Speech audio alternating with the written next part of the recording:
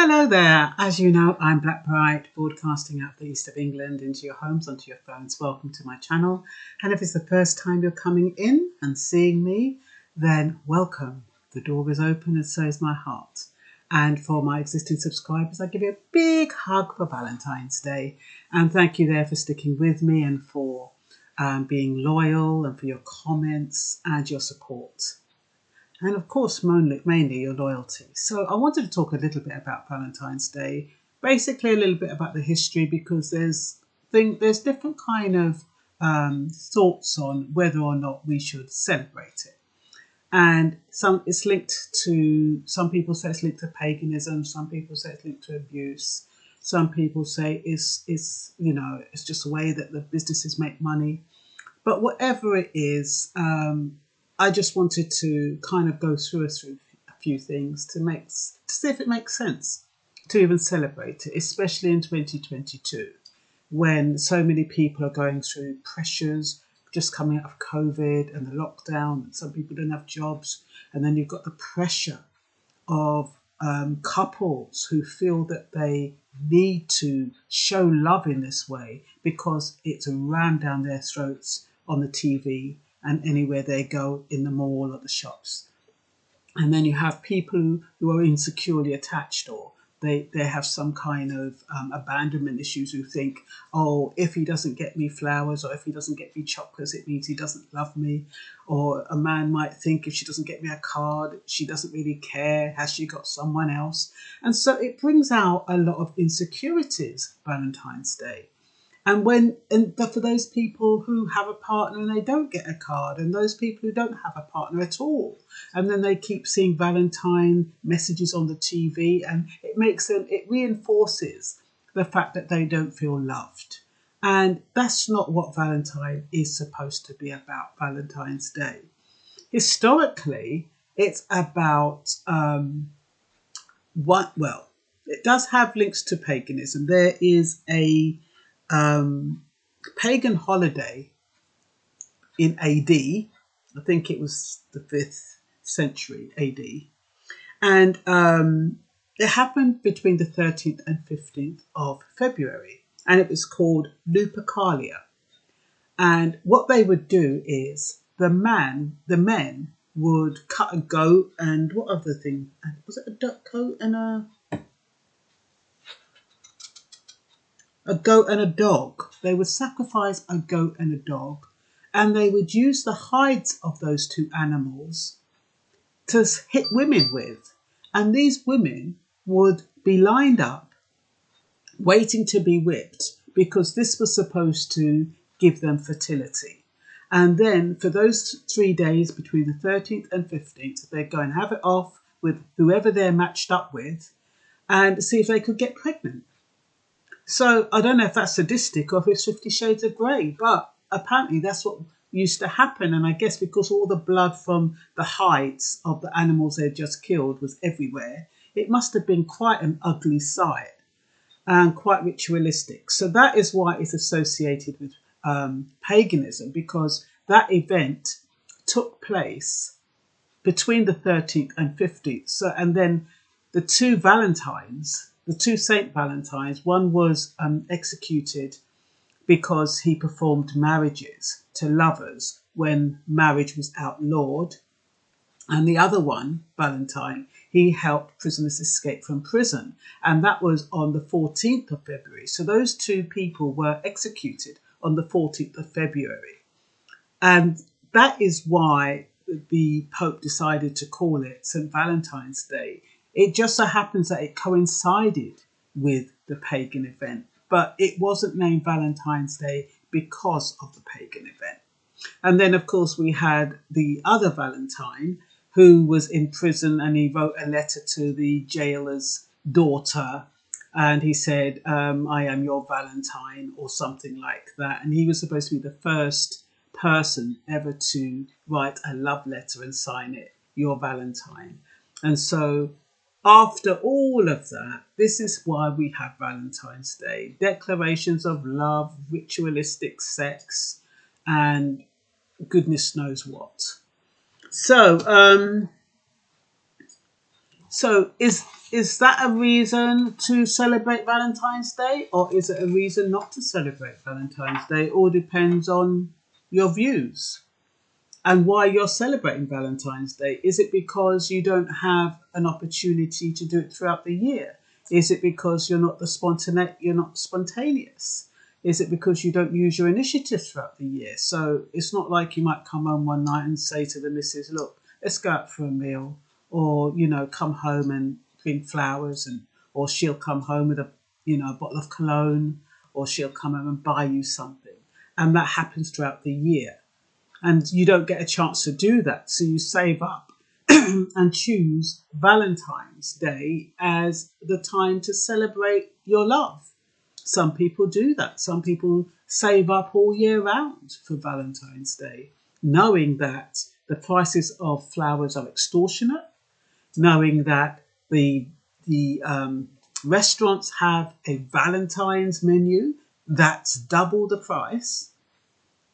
On principle, personally, I wouldn't want roses that have gone up in price for Valentine's Day, especially if they die a couple of days later. I think it's absolutely ludicrous. And I think that the roses should stay the same price throughout the year. You don't up the prices just because of Valentine's Day. I don't think that should be allowed. It's a bit like the petrol, but at least with the petrol there's a shortage and then they up the prices. But with roses, there's no shortage and they double the price. Anyway, that's my little rant. So the pagan festival happened to coincide with the date two men named Valentine and Valentinius were executed for defying Emperor Claudius II. And I've already explained that. Whichever saint the holiday memorializes, we agree that both martyrs were, I think both martyrs were selfless, heroic, and most importantly, they demonstrated their love for other people. They were being selfless. So they were doing something that was illegal because people needed them to do that. So it's possible that because the pagan event coincides with the death of the Valentines on the 14th of February and the eve of Valentine's Day with regard to the love letter, why people associate it with paganism, which is what I said. So, is the 14th of February the right day to celebrate love? Or is it best to wait a couple of days after, celebrate love spontaneously throughout the year, or celebrate love at all? You could argue that couples who are insecure in their relationship express love, appreciation, and commitment regularly or spontaneously. So, and they don't need to prove anything. And what that is saying is that if you're in a solid relationship, you don't need to celebrate Valentine's Day, but I would argue the opposite. I would think that there's a big risk of couples who've been in a long-standing relationship to become complacent and take each other for granted. So this is an opportunity to kind of get the love alive again, revive the love or the passion or whatever. You don't have to do it in the expensive way. Like I said, you don't have to buy those expensive roses or go to expensive restaurant, but you can make a special meal. You can buy a bottle of wine, and you don't wait until just before Valentine's to buy the wine when all the prices go up. You buy the wine, you be proactive, buy the wine a couple of months in advance, because remember, after Christmas, they're trying to get rid of stuff. And that is probably the best thing to do. You do it in the New Year's sales or the Boxing Day of sales. You buy your present there if you want to buy something.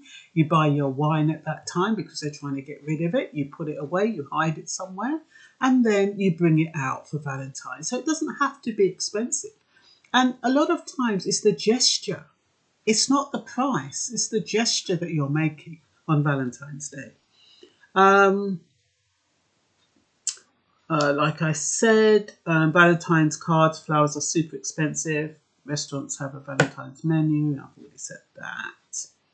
Okay, the problem I have is how we subliminally are coaxed into demonstrating love. And that's what I said, on the TV all the time. You're seeing expensive presents and cars and goodness knows what. Since when did people buy cars on Valentine's Day? the regular John Joe, and it's like it's guilting people, it's pressuring people when they don't need to. I mean, like, I do agree to one extent that if you're in a secure relationship, you don't have to go through all of this. But at the same token, even if you're not in a secure relationship, you shouldn't feel pressured to go all out to celebrate Valentine's Day, unless you want to and unless you can afford it. That's a totally different thing. But it shouldn't be out of pressure. It should be because this is something you've been planning, it's something you want to do, and you like doing it. That's a totally different ball game. So, like I said, why not create your own Valentine moments when there is a sale on, or when restaurants are offering a special? Eat out to help out. Remember when they were trying to help out the restaurants, and they had that gimmick? You eat out to help out, and you could get your dinner for 50% off, and the government would supplement the restaurant. Yeah, that's all right, isn't it? But you wouldn't get them doing that on Valentine's Day, I can tell you. A couple can make the use of this day to reflect on how far they have come in their relationship by looking at the good and the bad experiences they have gone through and mastered. Valentine's Day is when couples remind themselves why they chose each other. And that is so true, because up those days coming up to Valentine's, you can either be thinking, oh, I really love him, or I really love her, and I remember the first time I met, and you can reflect on that and what happened and how you looked in each other's eyes and all that kind of stuff. And, children's later, house later, whatever it is later, you still have those loving feelings for your partner. And you can think about that and think, yeah, Valentine's Day reminds me of the moment I fell in love.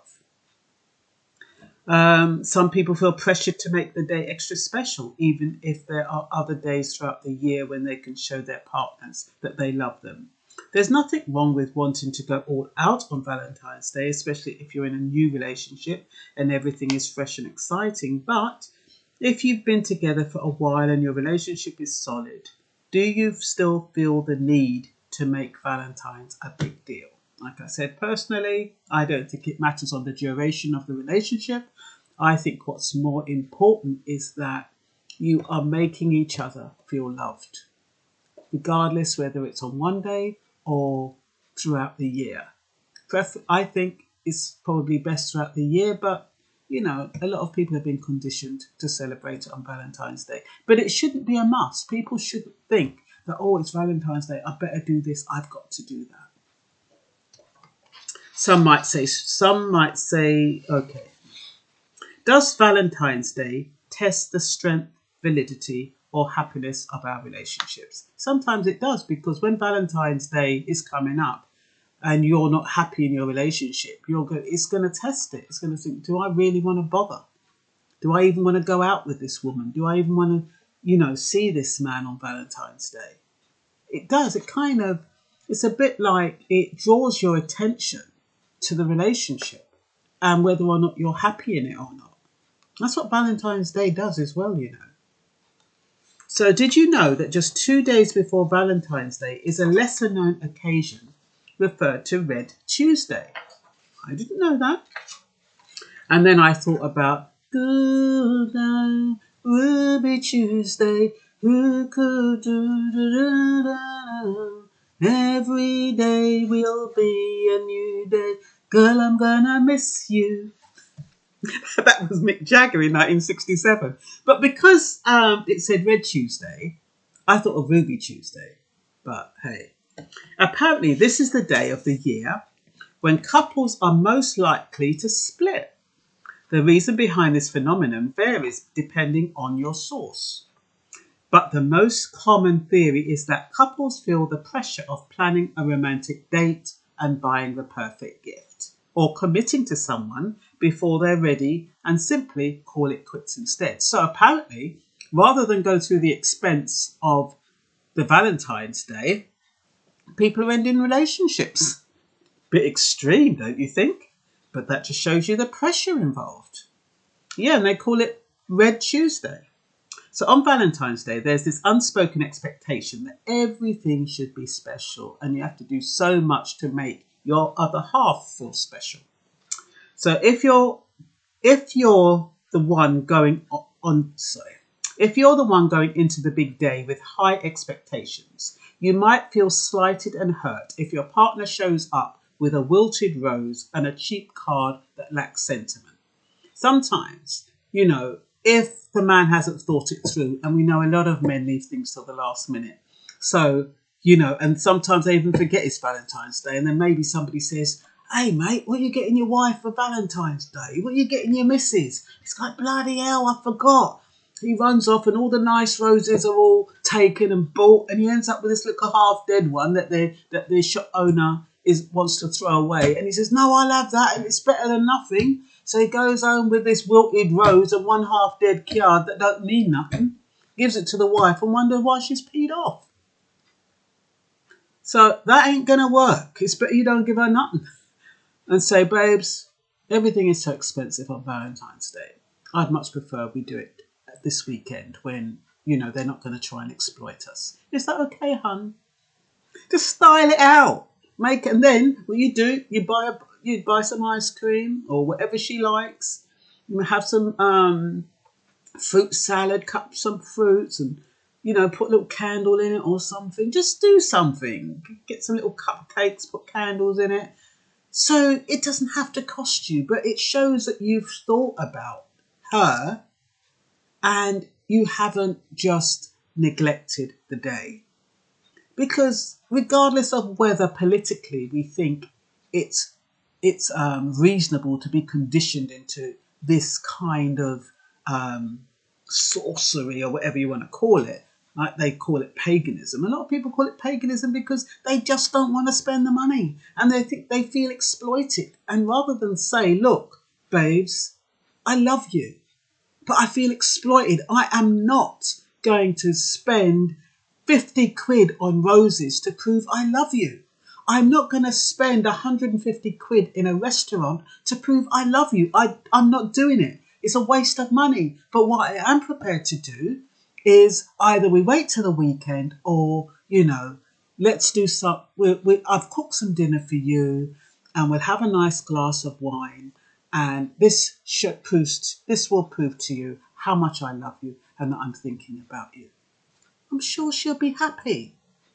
The thing with some men is that I think they overcomplicate things, and I think they kind of think they know what women expect. And we're not dealing with immature women who are all about money. And sometimes you see these videos where women are talking about the man have to buy me this and the man have to buy me that in order to prove that he loves me. We're not talking about those kind of women. We're talking about women who you've chosen as significant others in your life and who should therefore be,